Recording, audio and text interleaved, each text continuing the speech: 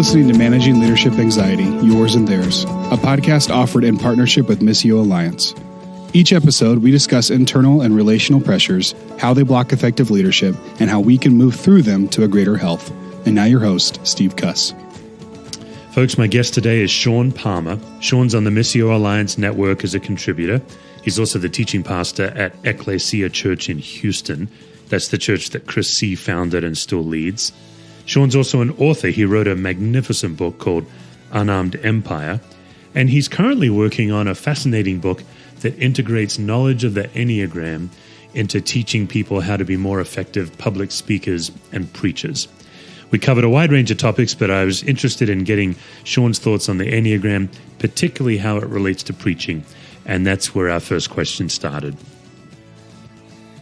So I had this experience. So I have been in ministry for a little over 20 years now. And maybe 18 months ago, I was Sunday morning delivering a sermon like I would normally do. And after it was over, one of our members came up and she goes, I'm a type 3 on the Enneagram, for those who are interested. And she came up to me and she's an 8 and said, that was the most 3 sounding sermon that I've ever heard in my life.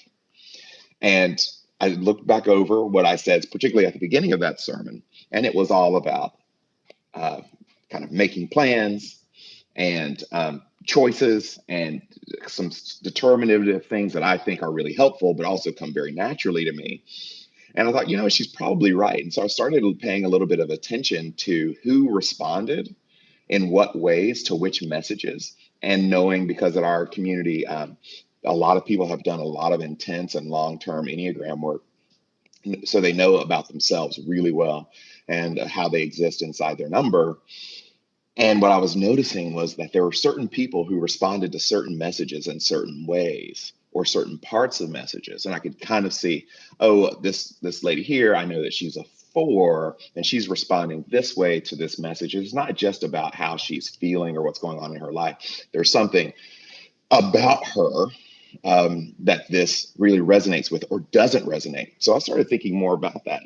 These communicators like me, who aren't just in churches, but on any kind of platforms, in boardrooms, who lead management teams, who have to speak to groups of people, any group of people, 4 or more people, that there might be a lot missed if we didn't have that kind of knowledge about ourselves. So starting with self-knowledge, and then about the people that were in the room and how they hear different messages, what motivates them, what demotivates them, what captures their mind, heart, and attention, how they are receiving things. Why are there some people who, if you talk about feelings too much, just totally check out? And if you don't talk about it enough, are totally checked out.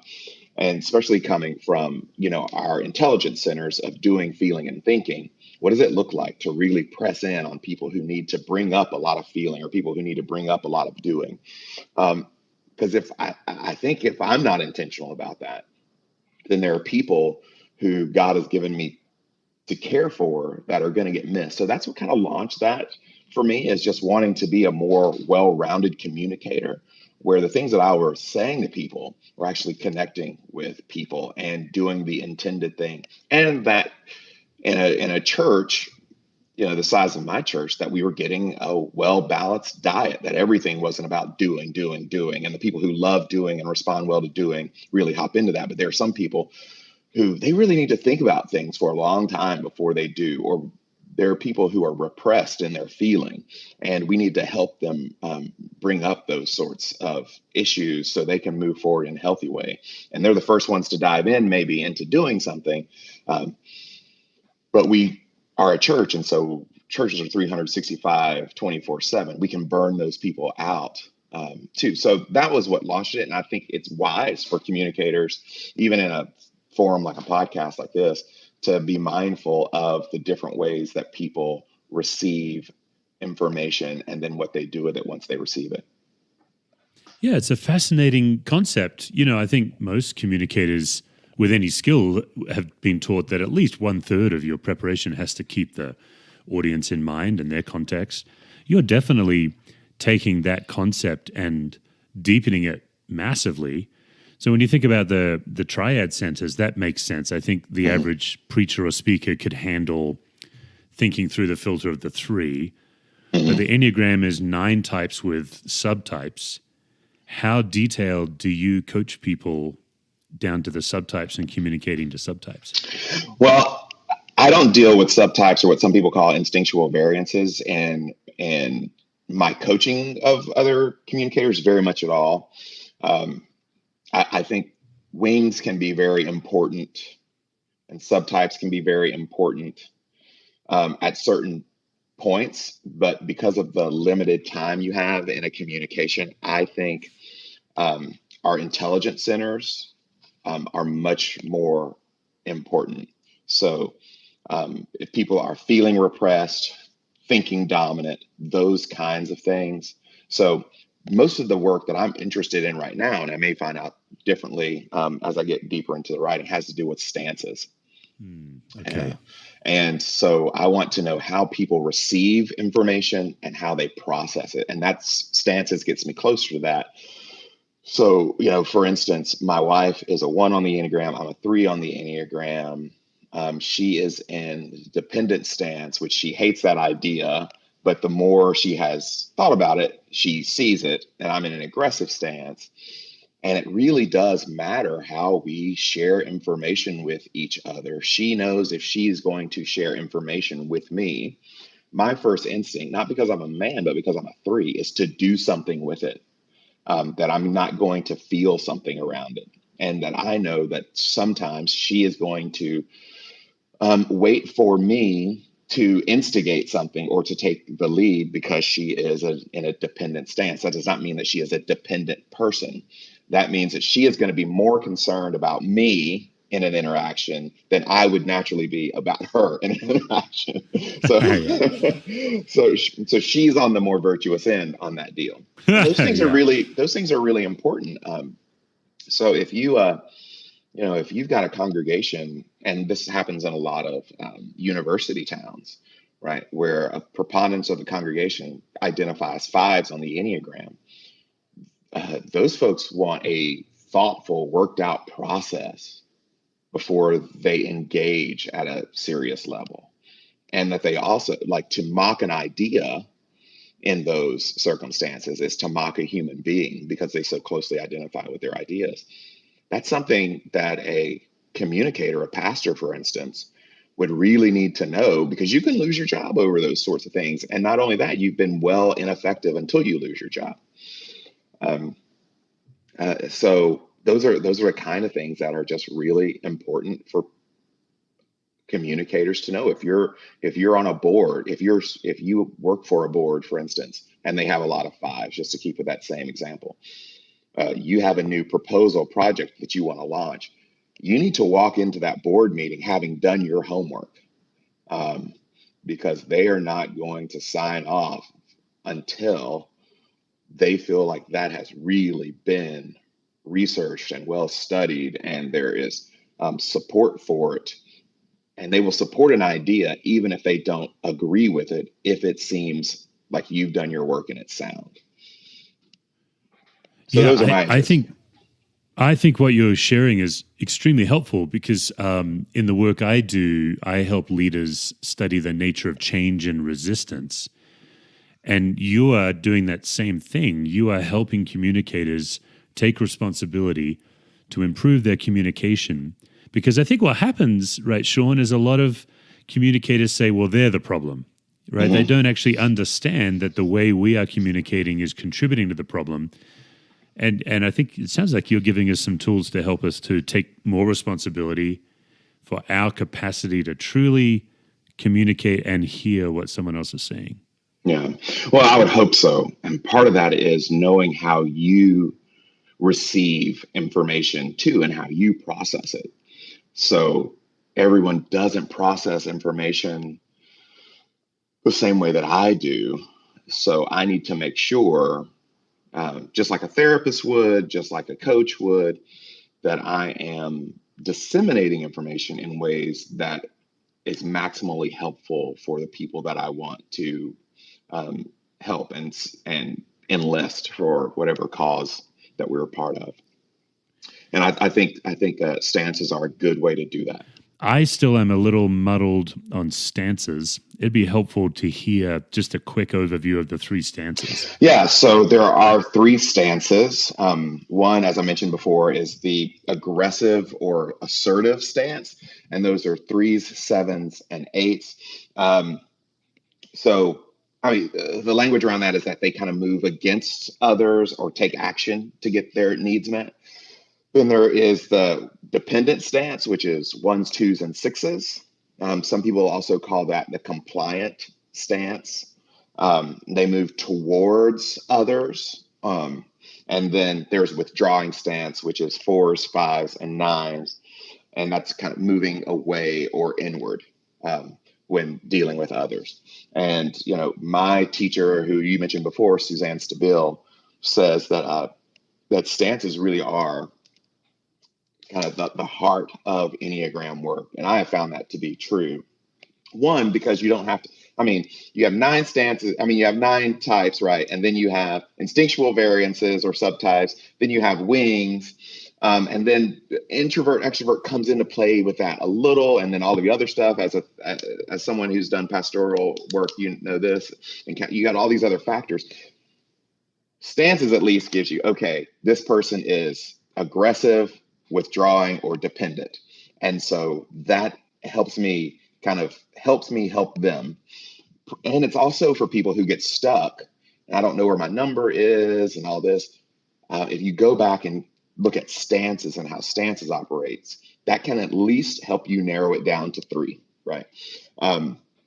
And I find most of my work at this point isn't knowing, as someone who's a 3 on the Enneagram, oh, this is what it's like being a 3. But where I have experienced personal transformation is knowing like I'm an aggressive number. And so that means particular things about the way that I operate in the world.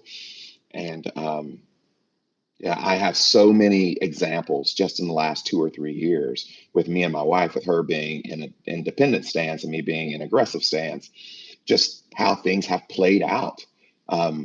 I can go through our office, the church where I work, and things that have happened on staff and diagnose this happened because she's an aggressive person and he's a withdrawing person. And when they were both kind of in that, not thinking about it, just out of just their own compulsions, all of our own compulsions, that's why it happened this way. And this is what we need to look for next time. So I think it's the goal of the Enneagram.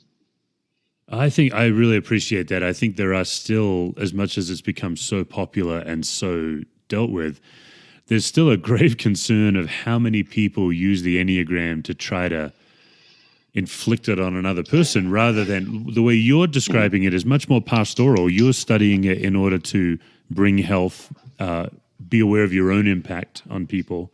That's really encouraging. Yeah, and so one of the crimes of the Enneagram is that people make too much of it or too little of it. And we make too much of it by saying that I'm just this way, like I'm an 8 or I'm just this way. I'm a 4, I'm just this way. You have to deal with it. Yeah. This is who I am. Yeah, just suck it up, everybody. This is who I am. And that's a very aggressive thing to say. Yeah. But what it means, no, you have to understand your Enneagram number as a mechanism, a methodology that you developed as a child to be loved. And it's not a virtue. It doesn't make it a vice, but it's not something to be held as precious. Like I developed a false means of being loved, and it is displayed over time in our number. So that's not something to wear as a badge. Badge of honor. Yeah. It's something to be worked through. And I think that's really important. But given that, and your number is what you do compulsively and without thinking, I get up and talk to a few thousand people on the weekend, and we're trying to do X, Y, or Z as a community because we think it's in the best interest of our community or best interest of people around the world. I need to know how to communicate that. Now, as a 3, you would expect me to say something like that because I want to do something to make, I want to help. I want to give you what you want as a 3. Yes. So, yeah. Yeah, another thing that'd be interesting to explore, just real quick, Sean. I'm also still gaining clarity on the idea that I believe I'm feeling repressed. I'm an Enneagram 3. Mm-hmm. I feel like I have a 4 and a 2 wing. I don't know if that's within the rules, but I can feel both of those in me. Mm-hmm. Mm-hmm. But I've got a good friend who's quite an Enneagram guru, and he would explain it that I process the world with feelings, but I'm feeling repressed, so I quickly move it to my brain. Mm-hmm. Is that accurate to your understanding? I think my way to a solution, but I receive the world through feelings. So here's how that works in Enneagram knowledge, in Enneagram wisdom. Steve, you take in the world with feelings. So in this conversation, you are very attuned to how you think that I feel, right? Yes, and you feel very happy right now. You love me. Yes, mostly because of the accent. Well. So you're very attuned to that, and so you walk into a room. This really helps you in pastoral work and chaplaincy work. You can feel what the room feels, the people in the room feel. So that means you're feeling dominant. Yes. Now, as a 3, what you're not going to do is you're not going to take your feelings into account when making decisions. You're going to say things like, feelings aren't facts. You're going to say, well, this, how I feel about it doesn't matter. Like these are the things that need to happen. You woke up today with an agenda of things to get done, and how you feel about any of the things on that agenda are going to be secondary or maybe even tertiary to the primacy of how important those things are. So where if you were a 4 who are also in that feeling triad, the heart triad, you would be much more in tune to your own feelings and have a difficult time moving forward, getting the things done without feeling like it. And 3s go, it doesn't really matter what you feel. Like this has to get done today, right? And so that's what it means to be feeling repressed, and you don't have a lot of time or compassion for other people's feelings because you're repressing your own, and you get tired of hearing other people how they feel a lot of the time when around their own personal decisions, because you don't consider that a weighty factor in making decisions. So that's what it means to be feeling repressed. So as a communicator, it'd be really important for me, if I were your pastor, right, to help you get under your feelings and to be honest about what you're feeling. But to do that, I have to get you to a point where you would value how you feel. Or intentionally stay in them. Mm-hmm. Mm-hmm. So, yeah, rather than moving through them to productivity or intellect. Right. Could we play with another number, Sean? Like any other number you want. Give us another form of repression with that number and the implication of it.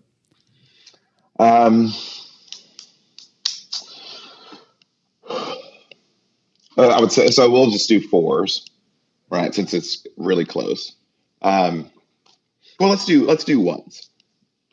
So 1s are thinking repressed, right? So my wife, who is a 1, who is extraordinarily smart, a bright person, really chafes at the idea of being thinking repressed.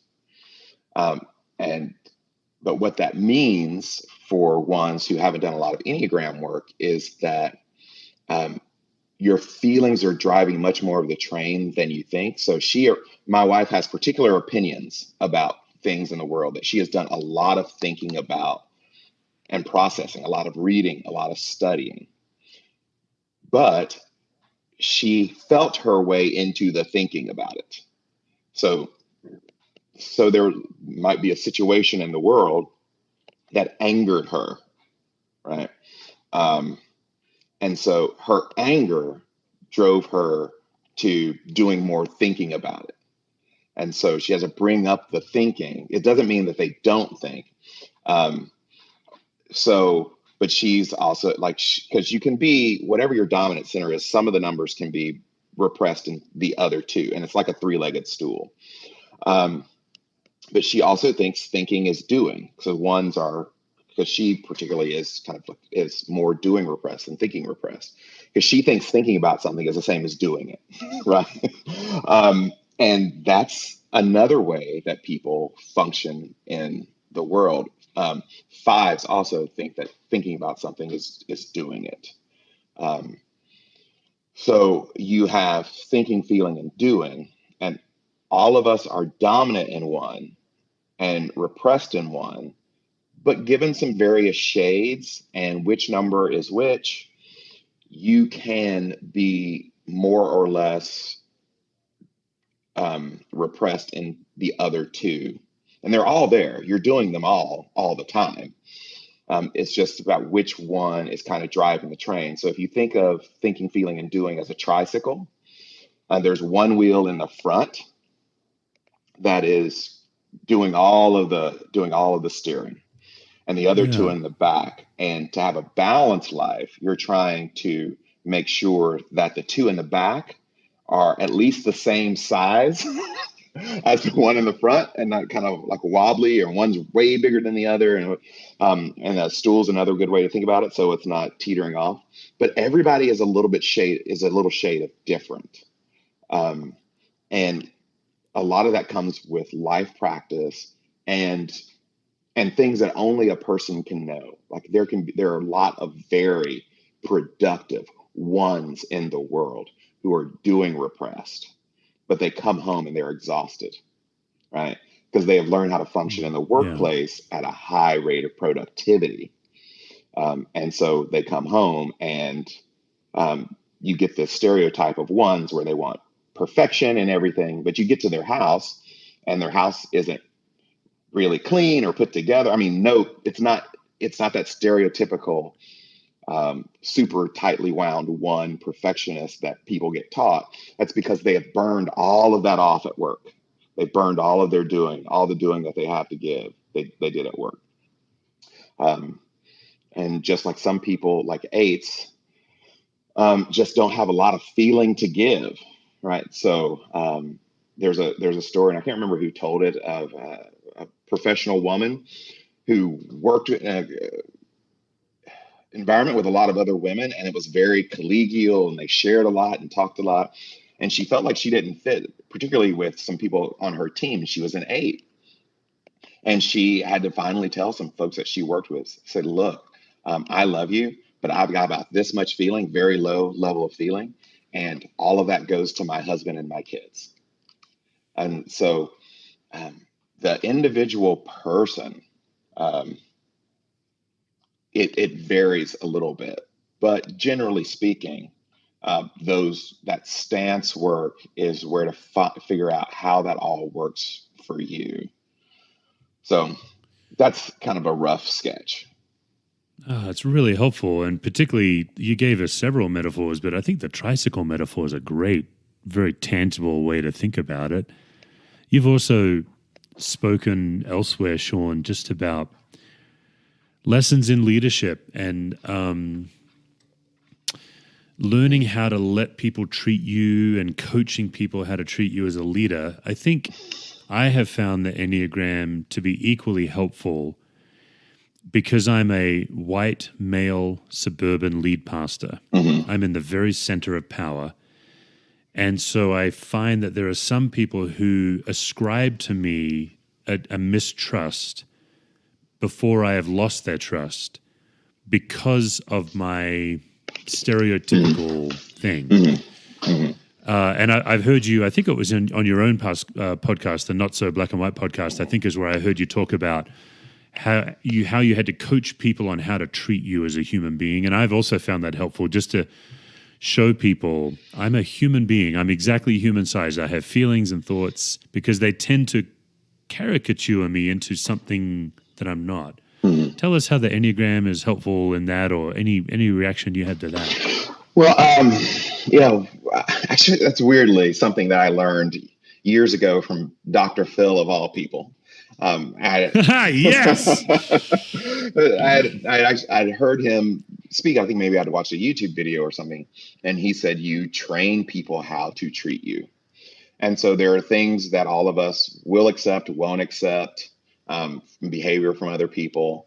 There There are places where we just draw the line and say, no, that's never going to happen again. So in just a real world, everybody can do this sort of sense. You do, and you make decisions based on that. Like every parent has made a decision about what their children will or will not be able to say to them.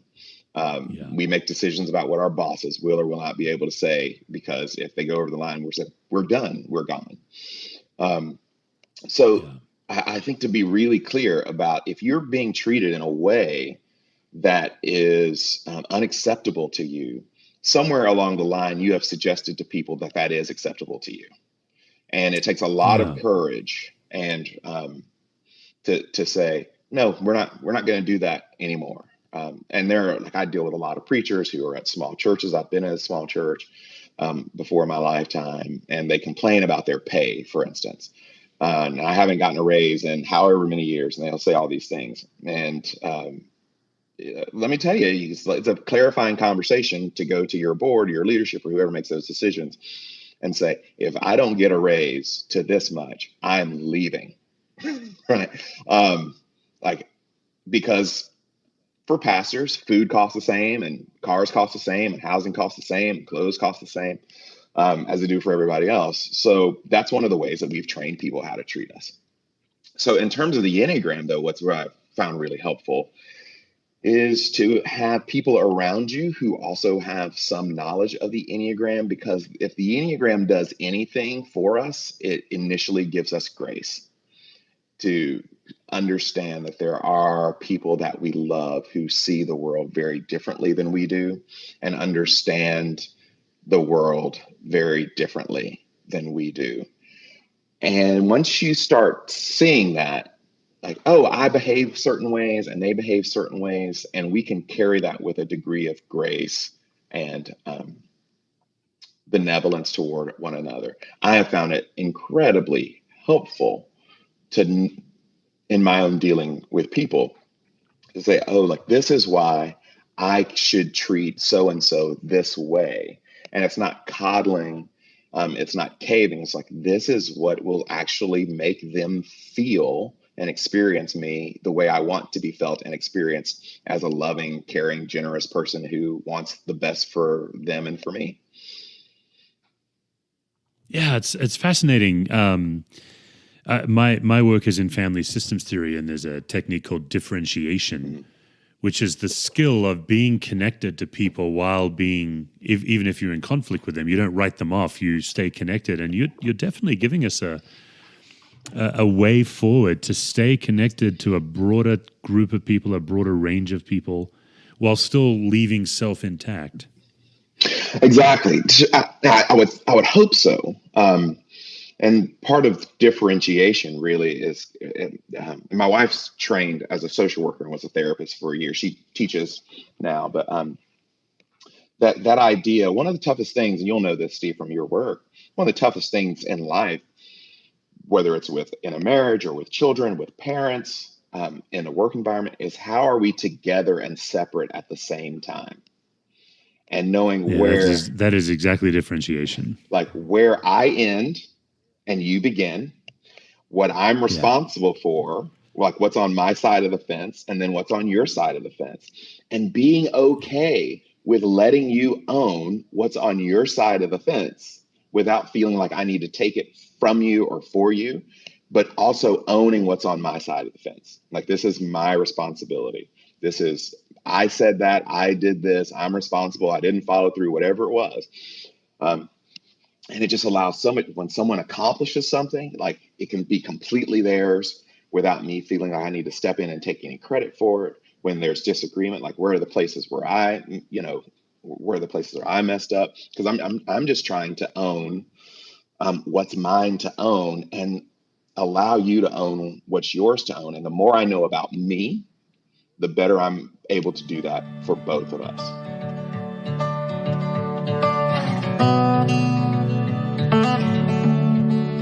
Friends, I first learned these tools of family systems theory when I served as a trauma chaplain.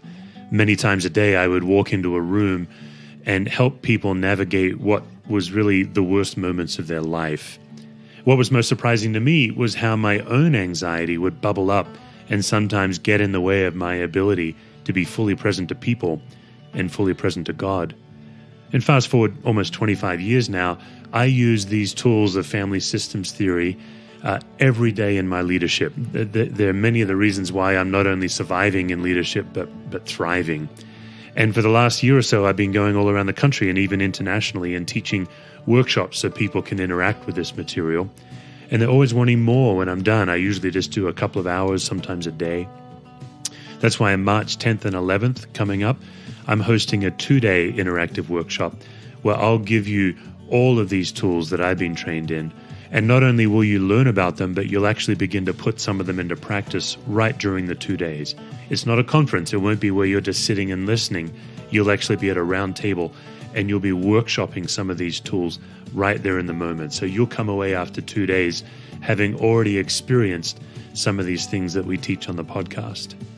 I know we're all very busy. We have a lot on our plates. We have a lot of opportunities for growth. But that's why I'm inviting you to sacrifice a couple of days of your time. You can get tickets and more information at stevecusswords.com.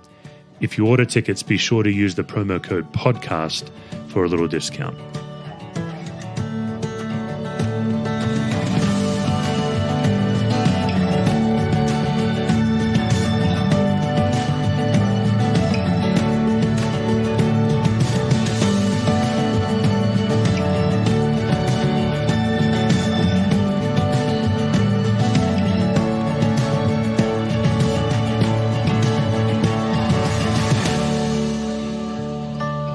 What kind of leadership situations generate anxiety in your life?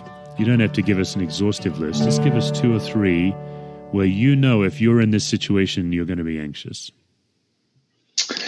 I typically experience anxiety when there is a lot of conflict in a body that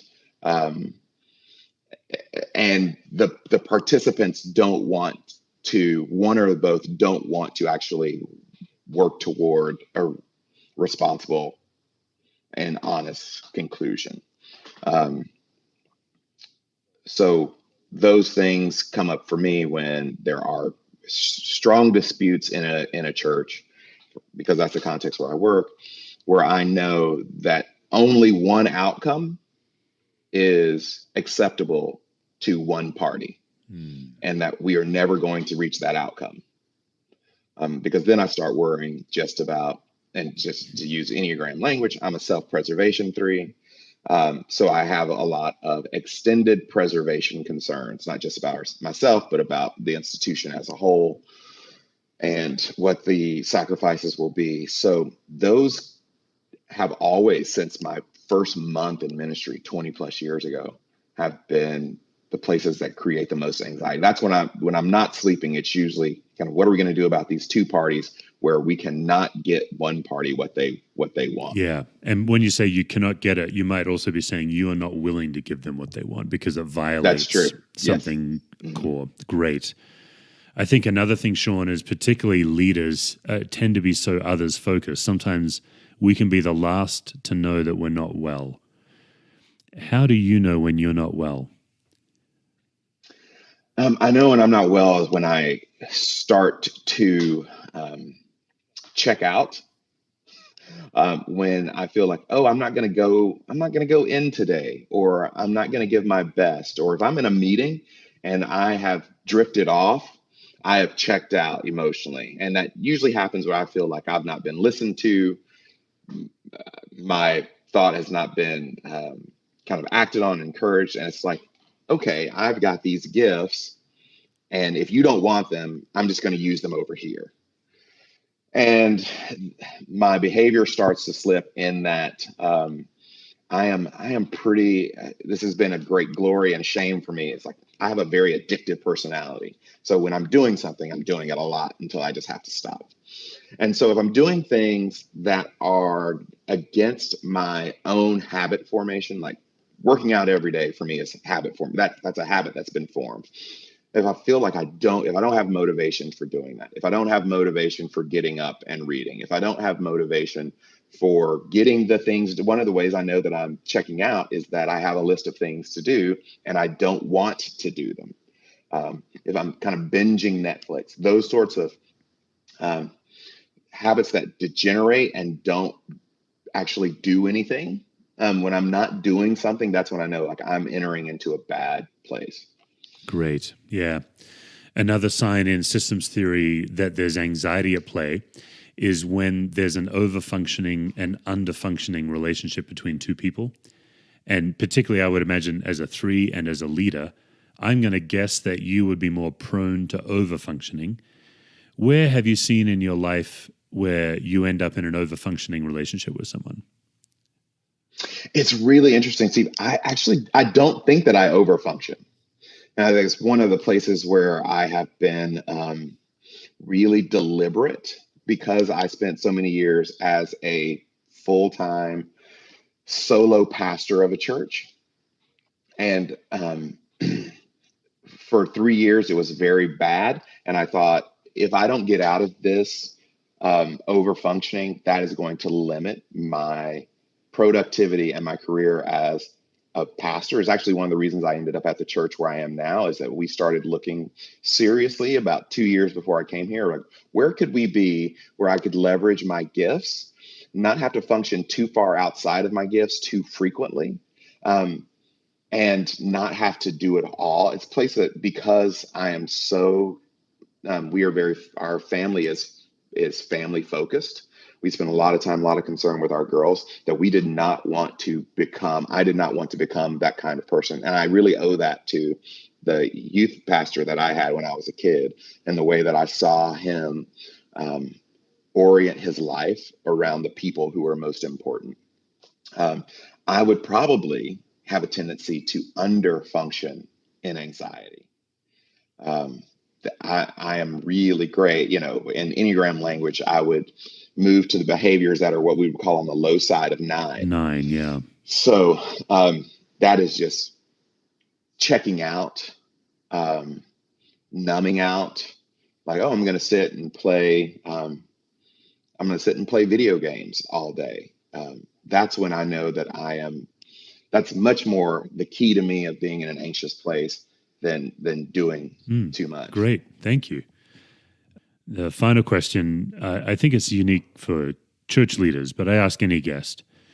I think because we get our paycheck from the church, we can conflate our identity as God's beloved son or daughter with our vocation as God's employee. And I think it's very hard for us who teach others the love of God to experience viscerally for ourselves the love of God. So, Sean, when in your life do you feel most fully loved? I feel most fully loved when I'm with my children. I have 2 daughters. They're 16 and almost 13. And that's when I'm most myself, and when I feel like not only is God good, but God loves me. Mostly because I see them as such a gift. And there's a whole story behind that. And, my wife and I were never supposed to be able to have children, but there is something that is so fully comfortable and beautiful about that this is how most people feel. This is how most people feel most of the time who believe that God loves them. And there are moments with them, and then there are moments in worship where I truly feel the love of God. And they're fleeting. One of my presuppositions that I would kind of walk around in the world is that most of us question whether or not God loves us. And I've seen that in myself and people in my family and people in churches. But those are the occasions where God's love becomes real, and God's love also becomes real to me in small community. Small community is super important to me. Small groups. I have a group of friends that we have been friends from college, and we get together, and there's not much that we haven't fought about over the last 25 years. But in particular moments with those guys, whether one of us is experiencing crisis or is in a moment of joy and celebration, that is just pure love. And so God's love really is mediated to me through other people. I don't have sort of, transcendent holy moments, me and God. I hardly ever get it just reading through scripture. Though I have friends who do. I hardly ever get it on long walks in nature, though it's happened to me in nature a lot, especially in the mountains. But it's usually through people and having moments of experience with them to go like, oh, this is what the love of God shows. It's usually with flesh on it. Yeah, very good. Sean, this has been delightful. Thank you so much for being willing to chase some new thoughts with me. I really appreciated you coming on. Well, I enjoyed it. It was great to get to meet you and spend some time talking. For more resources, visit stevecusswords.com or missioalliance.org.